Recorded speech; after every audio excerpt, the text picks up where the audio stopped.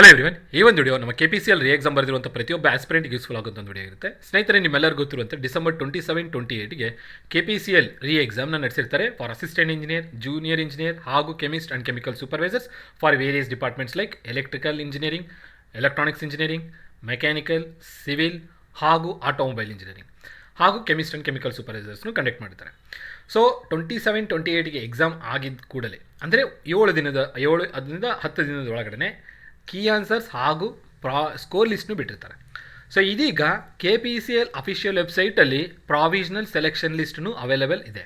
So ಯಾರೆಲ್ಲ students ಇಷ್ಟು ದಿನ ಸೆಲೆಕ್ಷನ್ ಲಿಸ್ಟ್ಗಾಗಿ ವೆಯ್ಟ್ ಮಾಡ್ತಾಯಿದ್ರಿ, ಏನಕ್ಕಂದರೆ ಪ್ರೀವಿಯಸ್ ಆಗಿ 1:2 ಲಿಸ್ಟ್ ಬಿಟ್ಟಿರ್ತಾರೆ, ಬಟ್ ಈಗ 1:1 ಲಿಸ್ಟ್ ಬಿಟ್ಟಿದ್ದಾರೆ.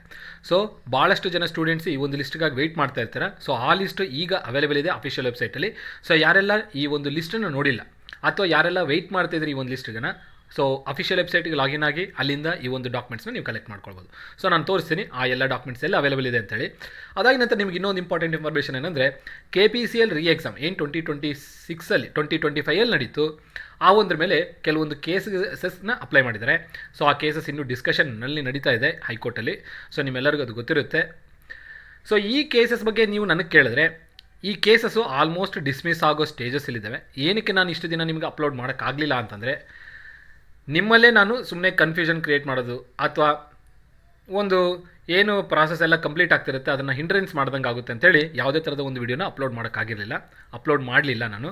ಏನಕ್ಕಂದರೆ ಈ ಭಾಳಷ್ಟು ವರ್ಷ ಆಗಿದೆ, ಸುಮ್ಮನೆ ಈಗ ಕೇಸ್ ನಡೆಯುತ್ತೆ, ಕ್ಯಾನ್ಸಲ್ ಆಗುತ್ತೆ, ನಾನು ಅದು ಇದು ಒಂದು ವಿಚಾರನ ಕೊಟ್ಟಿದ್ದೀನಿ ಅಂದರೆ ನೀವು ಆ ಒಂದು ಇನ್ಫಾರ್ಮೇಷನ್ ಕಡೆಗೆ ಗಮನ ಕೊಟ್ಟು ಬೇರೊಂದು ಎಕ್ಸಾಮ್ಸ್ ಕಡೆಗೆ ಫೋಕಸ್ ಮಾಡೋದು ಬಿಡ್ಬೋದು. ಅಥವಾ ಯಾರು ಕಷ್ಟಪಟ್ಟು ಕೆಲಸ ಓದ್ಬಿಟ್ಟು ಈ ಒಂದು ಎಕ್ಸಾಮ್ಸ್ನ ಕ್ಲಿಯರ್ ಮಾಡಿದ್ರೆ ಅವ್ರನ್ನ ನಾನು ಡಿಸ್ಕರೇಜ್ ಮಾಡ್ದಂಗೂ ಆಗ್ಬೋದು. ಆ ಒಂದು ಉದ್ದೇಶದಿಂದ ಯಾವುದೇ ಥರದ ವೀಡಿಯೋನ ನಾನು ಅಪ್ಲೋಡ್ ಮಾಡೋಕ್ಕೆ ಹೋಗಲಿಲ್ಲ. ಏನಕ್ಕಂದರೆ ನನಗೂ ಗೊತ್ತಿತ್ತು ಆಲ್ಮೋಸ್ಟ್ ಈ ಕೇಸು ಕ್ಲಿಯರ್ ಆಗೋಗುತ್ತೆ. ಯಾಕಂದರೆ 3 ಸಲ ನಡೆದಿದೆ, ಇನ್ನೂ ಕೇಸ್ ಹಾಕ್ಬಿಟ್ಟು ಇನ್ನೂ ಒಂದು 2-3 ವರ್ಷ ಎಕ್ಸ್ಟೆಂಡ್ ಮಾಡೋ ಒಂದು ಇಂಟ್ರೆಸ್ಟಲ್ಲಿ KPCLನೂ ಇಲ್ಲ ಹಾಗೂ ಗೌರ್ಮೆಂಟ್ನೂ ಇಲ್ಲ. ಸೊ ಆದಷ್ಟು ಈ ಒಂದು ನೋಟಿಫಿಕೇಷನ್ನ ಕಂಪ್ಲೀಟ್ ಮಾಡಿ ಯಾರೆಲ್ಲ ಆಸ್ಪಿರೆಂಟ್ಸ್ ಸೆಲೆಕ್ಟ್ ಆಗಿದ್ರೆ ಅವ್ರಿಗೆ ಆದಷ್ಟು ಬೇಗನೆ ಶೀಘ್ರದಲ್ಲೇ ಅಪಾಯಿಂಟ್ಮೆಂಟ್ ಲೆಟರ್ಸ್ ಕೊಟ್ಬಿಟ್ಟು ಜಾಯಿನ್ ಮಾಡಿಸ್ಕೊಳ್ಬೇಕನ್ನೋದೇ KPCL ಒಂದು ಇಂಟ್ರೆಸ್ಟೂ ಇದೆ. ನೋಡೋಣ KPCL ಅವರು ಇನ್ನೆಷ್ಟು ದಿನಗಳಲ್ಲಿ ಈ ಒಂದು ನೋಟಿಫಿಕೇಷನ್ನ ಮುಗಿಸ್ತಾರಂತೇಳಿ. ಆಲ್ಮೋಸ್ಟ್ ಕೋರ್ಟಲ್ಲಿ ಎಂಡಿಂಗ್ ಸ್ಟೇಜಲ್ಲಿ ಬಂದಿರುತ್ತೆ ಈ ನೋಟಿಫಿಕೇಷನು ಕೇಸಸ್. ಸೊ ಎಂಡಿಂಗ್ ಸ್ಟೇಜಲ್ಲಿ ಇದೆ ಈ ಕೇಸಸ್ ಎಲ್ಲ ಕ್ಲಿಯರ್ ಮಾಡೋದು. ಸೊ ಏನು 24th ಅಥವಾ 22nd ಏನೋ ಕೊಟ್ಟಿರ್ಬೇಕನ್ಸುತ್ತೆ ಹಿಯರಿಂಗ್ ಡೇಟು. ಸೊ ಆ ಒಂದು ಜಡ್ಜ್ಮೆಂಟ್ ಡೇ ಏನಿರುತ್ತಲ್ಲ ಅದೇ ಲಾಸ್ಟ್ ಡೇ ಆಗ್ಬೋದು ಈ ಒಂದು ಕೇಸಸ್ನ ಡಿಸ್ಮಿಸ್ ಮಾಡೋದ್ರಲ್ಲಿ. ಸೊ ಮುಂದಿನ ದಿನಗಳಲ್ಲಿ ಈಗ February 15th ಒಳಗಡೆ ನಾನು ಪ್ರೀವಿಯಸ್ ಅಪ್ಲೋಡ್ ಮಾಡೋಂಥ ವಿಡಿಯೋದಲ್ಲಿ February 15th ಒಳಗಡೆ ಈ ಕೋರ್ಟಲ್ಲಿರುವಂಥ ಕೇಸಸ್ ಎಲ್ಲ ಕ್ಲಿಯರ್ ಆಗುತ್ತೆ ಅಂತ ಹೇಳಿದ್ದೆ. ಸೊ ಆಲ್ಮೋಸ್ಟ್ ಅದೇ ದಿಕ್ಕಿನಲ್ಲೇ ಬಂದಿದೆ. 15th ಅಥವಾ 20th ಒಳಗಡೆ ಕ್ಲಿಯರ್ ಆಗ್ಬೋದು.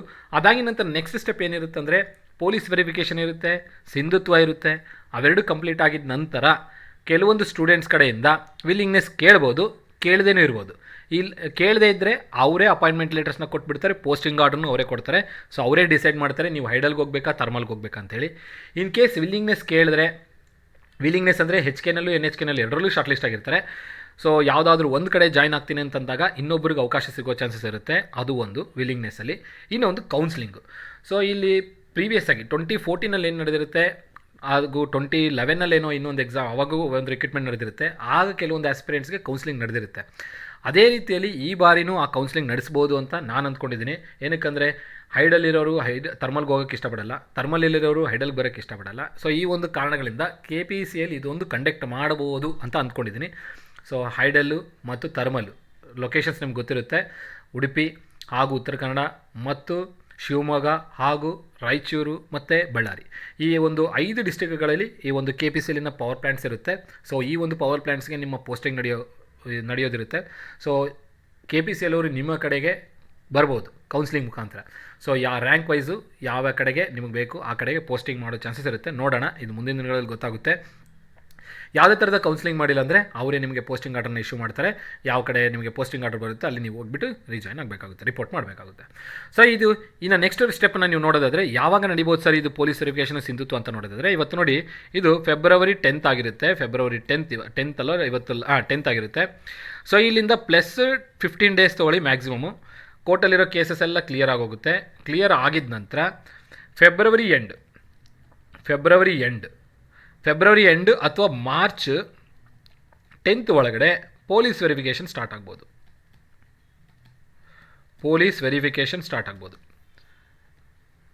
ಅದಾಗಿ ನಂತರ ಪೊಲೀಸ್ ವೆರಿಫಿಕೇಷನು ನಿಮಗೊಂದು 20 ಡೇಸ್ ಅಂತ ಕನ್ಸಿಡರ್ ಮಾಡಿದ್ರು, 10 to 20 ಡೇಸ್ ಅಂತ ಕನ್ಸಿಡರ್ ಮಾಡಲಿ ಮ್ಯಾಕ್ಸಿಮಮ್. ಸೊ ಮಾರ್ಚ್ 10th ಅಂದರೆ ಮಾರ್ಚ್ ಎಂಡ್ ಒಳಗಡೆ ಎಲ್ಲ ಇದು ಪೊಲೀಸ್ ವೆರಿಫಿಕೇಷನ್ ಆಗೋಗುತ್ತೆ. ಮಾರ್ಚ್ 30th ಒಳಗಡೆ ಪೊಲೀಸ್ ವೆರಿಫಿಕೇಷನ್ ಎಂಡ್ ಆಗೋಗುತ್ತೆ. ಇದಾಗಿದ್ದ ನಂತರ ನೆಕ್ಸ್ಟ್ ಏನಿರುತ್ತೆ, ಸಿಂಧುತ್ವ ಇರುತ್ತೆ. ಸೊ ಸಿಂಧುತ್ವ ಯಾರೆಲ್ಲ ಮಾಡ್ಕೊಳ್ಬೇಕು, GM ಅಲ್ಲಿ ಶಾರ್ಟ್ ಲಿಸ್ಟ್ ಆಗಿರೋಂಥ ಆಸ್ಪಿರೆಂಟ್ಸ್ಗೆ ಸಿಂಧುತ್ವ ಇರಲ್ಲ.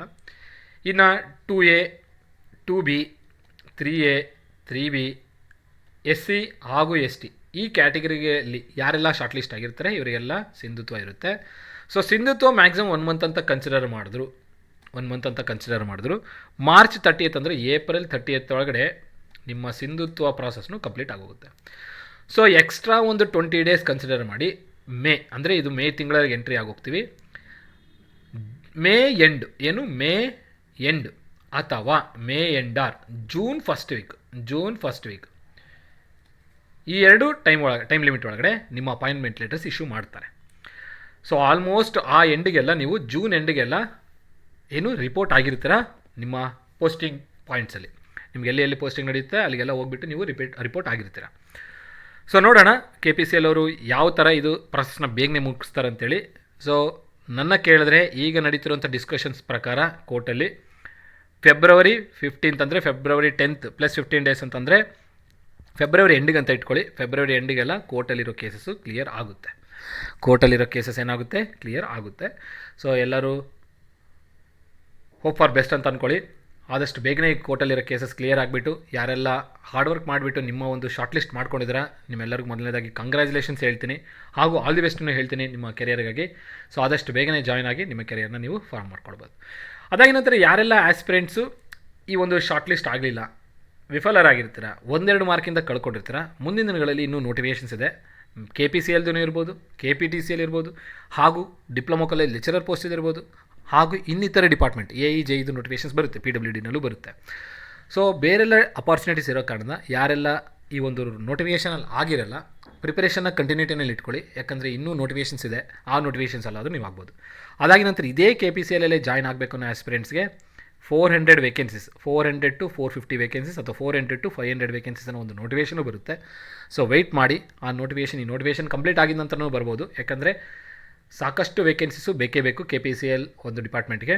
ಸೊ ಈಗ ಕಂಪ್ಲೀಟ್ ಆಗಿರುವಂಥ 622 ವೇಕೆನ್ಸೀಸ್ 2017 ಟೈಮಲ್ಲಿ ಬೇಕಾಗಿದ್ದಂಥ ವೇಕೆನ್ಸೀಸು 2017ಇಂದ 2026ಗೆ ಆಲ್ಮೋಸ್ಟ್ 9 ಇಯರ್ಸ್ ಆಗೋಕ್ಕೆ ಬರುತ್ತೆ.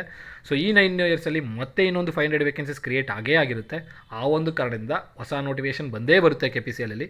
ಯಾರೇ ನಿಮಗೆ ಹೇಳಿದ್ರು ನೋಟಿಫಿಕೇಷನ್ ಬರಲ್ಲ, ಇಲ್ಲಿಗೆ ಮುಗೀತು, ಅಥವಾ ಕಂಪ್ನಿ ಲಾಸಲ್ಲಿದೆ, ಕಂಪ್ನಿಗೆ ಪ್ರಾಫಿಟೇ ಇಲ್ಲ, ನೋಟಿಫಿಕೇಷನ್ ಎಲ್ಲಿಂದ ಬಿಡಬೇಕು, ಈ ಥರ ಯಾವುದೇ ಮಾತು ಹೇಳಿ ಅದಕ್ಕೆ ಗಮನ ಕೊಡೋಕೆ ಹೋಗ್ಬಿಡಿ. ನಿಮ್ಮ ಪ್ರಿಪರೇಷನ್ ನೀವು ಕಂಟಿನ್ಯೂಟಿನಲ್ಲಿ ಇಡಿ.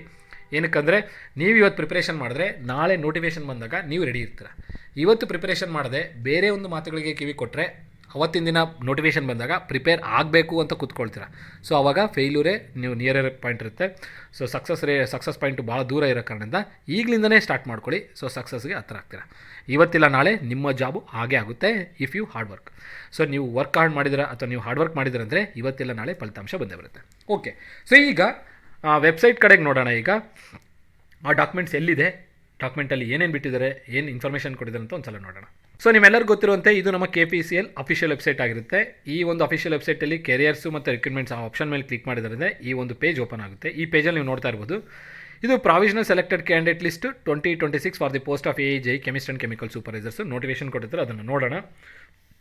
ಸೊ ನೋಡಿ, ಇಲ್ಲಿ ನೋಡ್ತಾ ಇರ್ಬೋದು provisional selected list HK list. ಇದು AE ಎಲ್ಲ AE JE ಎಲ್ಲಾದ್ರದ್ದು ಬಿಟ್ಟಿದ್ದಾರೆ ನೋಡಿ. ಸೊ ಡೌನ್ಲೋಡ್ ಮಾಡ್ಕೊಂಡು ನೀವು ನೋಡ್ಬೋದು.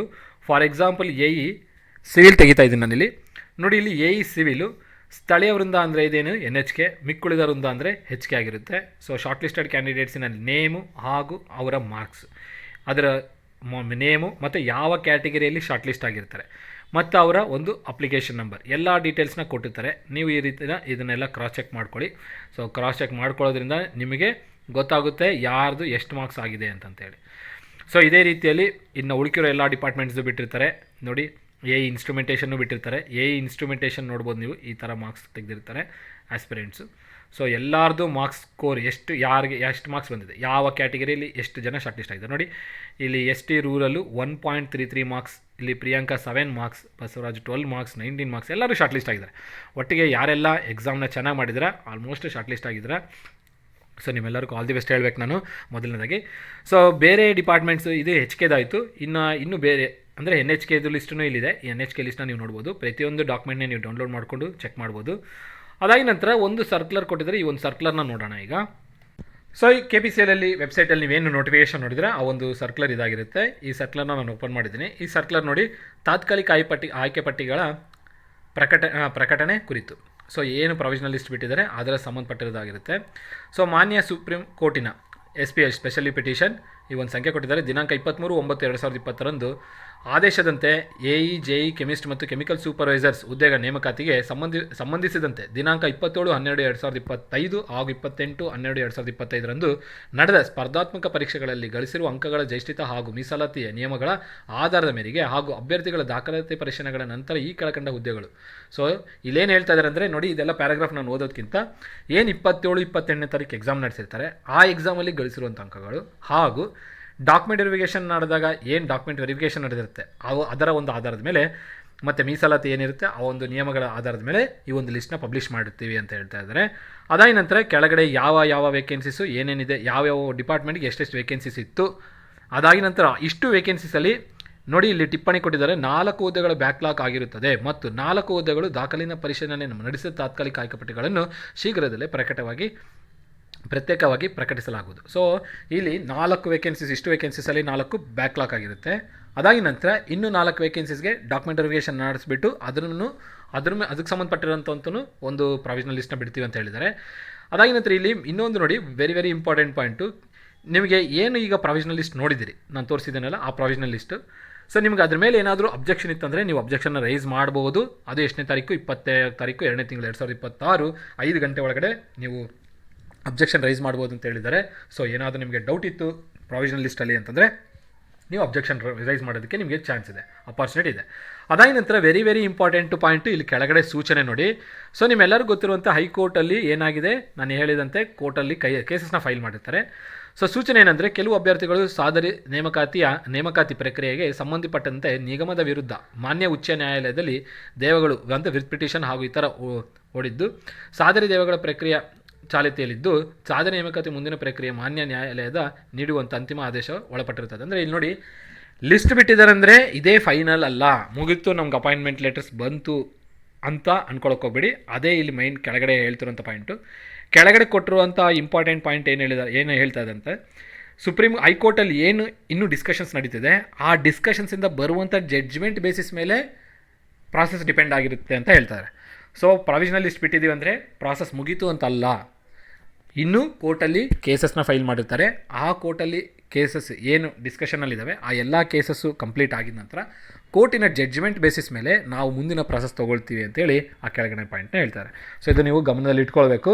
ಸೊ ಯಾರೆಲ್ಲ ಜಾಬ್ ಮಾಡ್ತಾಯಿದ್ದೀರಾ ಶಾರ್ಟ್ ಲಿಸ್ಟ್ ಆಗಿರುವಂಥ ಆಸ್ಪಿರೆಂಟ್ಸು ಕೆಲಸ ಮಾಡ್ತಾಯಿದ್ರೆ ಈ ಒಂದು ಪ್ರಾವಿಷನಲ್ ಲಿಸ್ಟ್ನ ನಂಬ್ಕೊಂಡು ಜಾಬ್ನ ಬಿಡೋದಕ್ಕೆ ಹೋಗ್ಬೇಡಿ. ಏನಕ್ಕಂದರೆ ಪ್ರೀವಿಯಸ್ ಆಗಿನೂ ಇದೇ ಒಂದು ಏನೋ ಎಕ್ಸ್ಪೀರಿಯೆನ್ಸ್ ಆಗಿರ್ತೀರ. ಸೊ ಆ ಒಂದು ಉದ್ದೇಶದಿಂದ ಯಾರೆಲ್ಲ ಕೆಲಸ ಮಾಡ್ತಿದ್ದೀರ ಆದಷ್ಟು ಜಾಬ್ನ ಬಿಡೋಕ್ಕೆ ಹೋಗ್ಬೇಡಿ. ಕೈಗೆ ಅಪಾಯಿಂಟ್ಮೆಂಟ್ ಲೆಟ್ರ್ ಬಂದಿದ್ದ ನಂತರನೇ ಕೆಲಸನ ಬಿಡಿ. ಸೊ ಓಕೆ, ಕೈಗೆ ಅಪಾಯಿಂಟ್ಮೆಂಟ್ ಲೆಟ್ರ್ ಬಂದಿದ್ದ ನಂತರನೇ ನೀವು ಏನು ರೆಸಿಗ್ನೇಷನ್ ಏನು ಮಾಡ್ಬೇಕು ಅಂದ್ಕೊಂಡಿದ್ರೆ ಅದನ್ನು ರೆಸಿಗ್ನೇಷನ್ ಮಾಡಿಬಿಟ್ಟು ನೀವು ಮೂವ್ ಆಗ್ಬೋದು. ಅಲ್ಲಿವರೆಗೂ ಯಾವುದೇ ಥರಕ್ಕೂ ಆ ಒಂದು ಡಿಸಿಷನ್ ತೊಗೊಳ್ಬೇಡಿ ಕೆಲಸ ಬಿಡಬೇಕಂತೇಳಿ. ಯಾಕಂದರೆ ಕೋರ್ಟಲ್ಲಿ ಏನು ಕೇಸಸ್ ಇದ್ದು ಆ ಕೇಸಸ್ ಡಿಸ್ಕಷನಲ್ಲಿದ್ದಾಗ ಯಾರೂ ಹೇಳಲ್ಲ ಕೆಲಸ ಬಿಡಿ ಅಂತೇಳಿ, ನಾನು ನಿಮ್ಗೆ ಹೇಳಲ್ಲ ಕೆಲಸ ಬಿಡಿ ಅಂತೇಳಿ.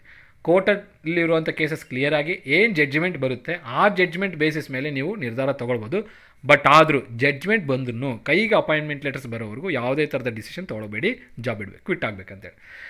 ಸೊ ಹಾಗಾಗಿ ಅಪಾಯಿಂಟ್ಮೆಂಟ್ ಲೆಟರ್ಸ್ ಬಂದಿದ್ದ ನಂತರ ರೆಸಿಗ್ನೇಷನ್ ಮಾಡಿ ಜಾಬ್ ಕ್ವಿಟ್ ಆಗಿ ಇಲ್ಲಿ ರಿಪೋರ್ಟ್ ಆಗಿ. ಓಕೆ, ಸೊ ಈಗ ನಿಮಗೆ ನೋಟಿಫಿಕೇಷನ್ ಪ್ರಕಾರ ನಿಮ್ಗೆ ಏನು ಗೊತ್ತಾಗಿರಬೇಕು, ವೇಕೆನ್ಸೀಸು ಎಷ್ಟು ಬ್ಯಾಕ್ಲಾಕ್ ಇದ್ದಾವೆ, ಇನ್ನೂ ಒಂದು ಲಿಸ್ಟ್ ಬರುತ್ತೆ ಪ್ರಾವಿಷನಲ್ ಲಿಸ್ಟು 4 ವೇಕೆನ್ಸೀಸ್ದು. ಅದಾಗಿನ ನಂತರ ಏನು ಕೋರ್ಟಲ್ಲಿ ಕೇಸ್ ಫೈಲ್ ಮಾಡಿದ್ದಾರೆ ಆ ಕೋರ್ಟಲ್ಲಿರುವಂಥ ಕೇಸಸ್ ಎಲ್ಲ ಕ್ಲಿಯರ್ ಆಗಿಬಿಟ್ಟು ಜಡ್ಜ್ಮೆಂಟ್ ಏನು ಬರುತ್ತೆ ಆ ಒಂದು ಬೇಸಿಸ್ ಮೇಲೆ KPCL ಫರ್ದರ್ ಪ್ರೊಸೆಸ್ನ ಮಾಡ್ತಾರೆ. ಸೊ ಇಷ್ಟು ಹೇಳ್ತಾ ಈ ಒಂದು ವಿಡಿಯೋನ ಏನು ಮಾಡ್ತೇನೆ. ನಿಮಗೆ ಏನಾದರೂ ಡೌಟ್ ಇತ್ತು ಅಂದರೆ ಕೆಳಗಡೆ ಕಮೆಂಟ್ ಬಾಕ್ಸಲ್ಲಿ ಮೆನ್ಷನ್ ಮಾಡಿ, ಆ ಕಮೆಂಟನ್ನು ನೋಡ್ಕೊಂಡು ನಾನು ರಿಪ್ಲೈ ಮಾಡ್ತೀನಿ. ಸೊ ಯಾರೆಲ್ಲ ಶಾರ್ಟ್ ಲಿಸ್ಟ್ ಆಗಿದ್ರೆ ಫಸ್ಟ್ ಆಫ್ ಆಲ್ ಕಂಗ್ರ್ಯಾಚುಲೇಷನ್ಸ್ ಹೇಳ್ತಾ, ಆಲ್ ದಿ ಬೆಸ್ಟ್ನೂ ಹೇಳ್ತಾ, ನಿಮ್ಮ ಕೆರಿಯರ್ ಚೆನ್ನಾಗಾಗಲಿ. ಸೊ ಯಾರೆಲ್ಲ ಈ ಎಕ್ಸಾಮ್ಸಿಂದ ಸಕ್ಸೀಡ್ ಆಗಲಿಲ್ಲ, ಒಂದೆರಡು ಮಾರ್ಕಿಂದ ಕಳ್ಕೊಂಡಿರ್ತೀರ, ಸೊ ನಿಮಗೂ ನಾನು ಏನು ಹೇಳಬೇಕು, ಆಲ್ ದಿ ಬೆಸ್ಟ್ ಹೇಳಬೇಕು. ಯಾಕಂದರೆ ಅಪ್ಕಮಿಂಗ್ ಸಾಕಷ್ಟು ನೋಟಿಫಿಕೇಷನ್ಸ್ ಇದ್ದಾವೆ, ಚೆನ್ನಾಗಿ ಪ್ರಿಪೇರ್ ಆಗಿ. ಇದೇ KPCL ನೋಟಿಫಿಕೇಷನು ಇದೆ. ಯಾರೆಲ್ಲ ಹಾರ್ಡ್ ವರ್ಕ್ ಮಾಡ್ತೀರಾ, ಈ ನೋಟಿಫಿಕೇಷನಲ್ಲಿ ಅಂದರೆ ಇನ್ನೊಂದು ನೋಟಿಫಿಕೇಷನಲ್ಲಿ ಆಗೋದು ಖಚಿತ ಇರುತ್ತೆ. ಸೊ ಚೆನ್ನಾಗಿ ಪ್ರಿಪೇರ್ ಆಗಿ, ಆಲ್ ದಿ ಬೆಸ್ಟ್ ಹೇಳ್ತಾ ಇದ್ದೀನಿ ಮತ್ತೊಮ್ಮೆ. ಚೆನ್ನಾಗಿ ಹಾರ್ಡ್ ವರ್ಕ್ ಮಾಡಿ, ಇವತ್ತಿಲ್ಲ ನಾಳೆ ನಿಮ್ಮ ಫಲಿತಾಂಶ ನಿಮ್ಗೆ ಸಿಗುತ್ತೆ. ಇಷ್ಟು ಹೇಳ್ತಾ ವಿಡಿಯೋ ಎಂಡ್ ಮಾಡ್ತಾಯಿದ್ದೀನಿ. ಯಾರಿಗೆಲ್ಲ ಈ ವಿಡಿಯೋ ಇಷ್ಟ ಆಗುತ್ತೆ ಲೈಕ್ ಮಾಡಿ, ಚಾನಲ್ಗಿನ್ನೂ ಸಬ್ಸ್ಕ್ರೈಬ್ ಮಾಡಿ, ಹಾಗೂ ನಿಮ್ಮ ಫ್ರೆಂಡ್ ಜೊತೆಗೆ ಶೇರ್ ಮಾಡಿ. ಈ KPCLನ ಪ್ರತಿಯೊಂದು ಮಾಹಿತಿ ನನ್ನ ಚಾನಲ್ ನಾನು ಅಪ್ಲೋಡ್ ಮಾಡ್ತೀನಿ. ಸೊ ಯಾರೆಲ್ಲ ಇನ್ನೂ ಸಬ್ಸ್ಕ್ರೈಬ್ ಆಗಿಲ್ಲ ಸಬ್ಸ್ಕ್ರೈಬ್ ಮಾಡಿ. ಇಷ್ಟು ಹೇಳ್ತಾ ಈ ವಿಡಿಯೋ ಎಂಡ್ ಮಾಡೋಣ. ಎಲ್ಲರಿಗೂ ಧನ್ಯವಾದಗಳು. Have A nice day.